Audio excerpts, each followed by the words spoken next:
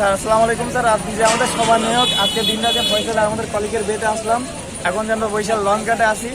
সারাদিন যে দিনটা আপনি কাটালেন, আপনি যে সমন্বয়কের দায়িত্বটা পালন করেন, আপনি আপনার দায়িত্ব নিয়ে সারাদিনের কার্যক্রম নিয়ে আপনার ফিলিংসটা কেমন? এবং ফয়সালের আমি আমার সকল যারা আমার আওতাধীন ছিল তাদের উপর আমি প্রচুর পরিমাণে বিরক্ত, কারণ তারা অনেক আনন্দ উল্লাস করেছে, যেটা আমার খুব ভালো লাগছে। ঠিক আছে, আর আজকে দিনটা বৃষ্টি না হলে অনেক সুন্দর হতো, যদিও ভাবিরা খুব ডিস্টার্ব করছে। বেইনেরা তো যা করছে আলহামদুলিল্লাহ, আরো করলে ভালো হতো। সব মিলে আলহামদুলিল্লাহ।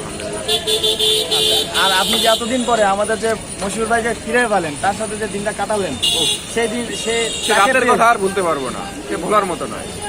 আচ্ছা, এটা খুব সুন্দর একটা রাত, না সরি দিন। ঠিক আছে, সারাদিন সে আমাদের সাথে ছিল। সে যথেষ্ট চেষ্টা করছে বরিশালের একটা মেয়ে পটানোর জন্য, কিন্তু পারে নাই।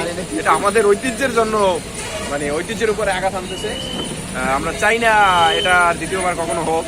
মশিউর স্যার, আমরা চাইবো না আপনি দ্বিতীয়বার বরিশাল আসেন এই বিষয় নিয়ে। আমার